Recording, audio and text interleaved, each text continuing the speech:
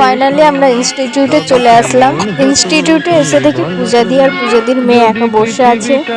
তারপর আমাদের ব্যাচের কয়েকজন মিলে বসে একটু আড্ডা দিচ্ছিলাম। আর এদিকে সোহিনীকে দেখো, ও সবাইকে ধরে ধরে কলা খাওয়াচ্ছে, এত কিছু ফল থাকতে। ফলের থালাটা নিয়ে ঢং করতে করতে আসছে আর বলছে কি, তোদের এত দেরি হলো কেন রে?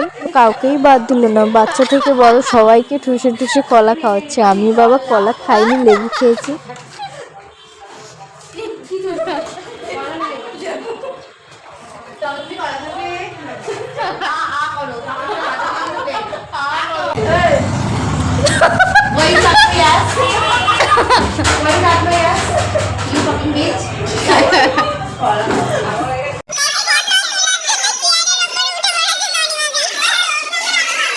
আর এদিকে আমি বসে ঢং করছি।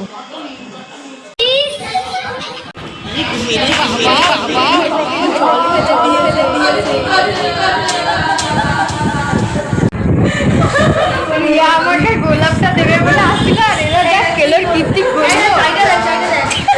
করবে। এটা হলো আমাদের ইনস্টিটিউটের ঠাকুর। এবার আমরা ইনস্টিটিউট থেকে বেরিয়ে একটু বেরু বেরু করতে যাব।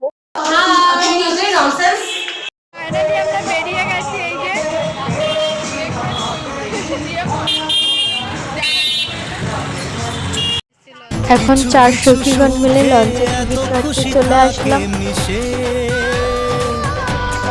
তো ফাইনালি আমরা লঞ্চে উঠে গেলাম। আর লঞ্চে উঠে গঙ্গাসাগর ফুল হচ্ছিল।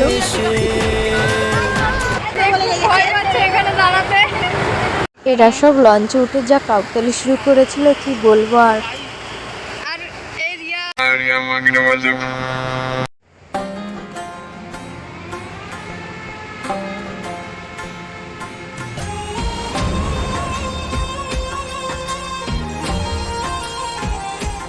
আর এদিকে দেখো, আমরা যাচ্ছিলাম হাওড়ার ব্রিজের নিচ দিয়ে। আমার তো বেশ ভালোই লাগছিল দেখতে এই দৃশ্যটা।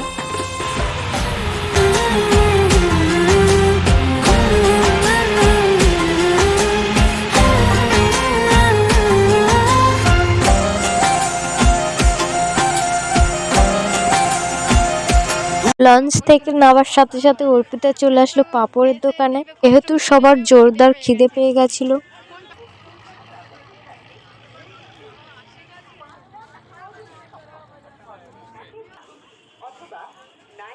এবার আমরা সবাই মিলে চলে আসলাম পেট পুজো করতে। যেহেতু পেটের মধ্যে যে কটা ইঁদুরগুলো ছিল সেগুলি খুবই লাফালাফি করছিল।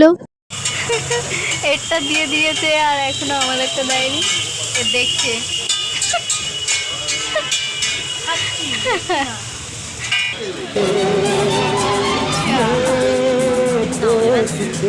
যে বেশি ফালতু বকছিল তারই ভিডিওটা।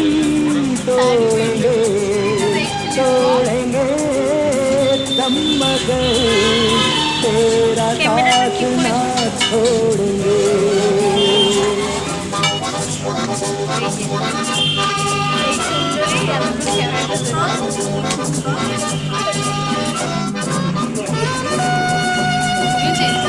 তো ফাইনালি এবার পেটের ইঁদুরগুলো এবার শান্তি পেল। দেখতে পেয়ে এখন এ বলছে ফুল খাবো, ফুল পেটেতে সরস্বতী পুজো হয়ে গেছে। কষ এগুলো, আর কেউ যদি বকে এ এখন পাচ্ছে।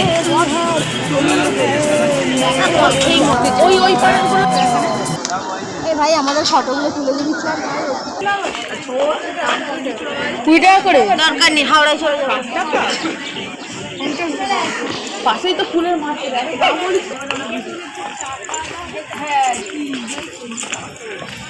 এবার আমরা বাড়ি ফেরার পথে রওনা দিচ্ছি।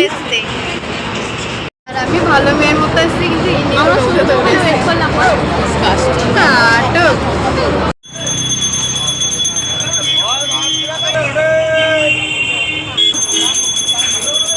এরা এখন চা খেতে এসছে।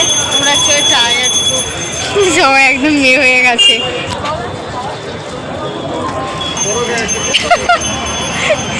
অর্পিতা আর ওই যে আমাদের রিয়াদি চা খাচ্ছে, আর আমি আর পারমিতা ভাত। এরা সবসময় খেতে থাকে। লঞ্চের টিকিট কেটে যখন লঞ্চ ঘাটে যাই দেখি 7টার আগে কোনো লঞ্চ নেই। ওখানে কিছুক্ষণ বসার পর আমার চোখ চলে যায় এই লোভনীয় জিনিসটার দিকে। নিজের লোভটা আর না সামলাতে পেরে হঠাৎ কিনে খাওয়া শুরু করে দিলাম আমি।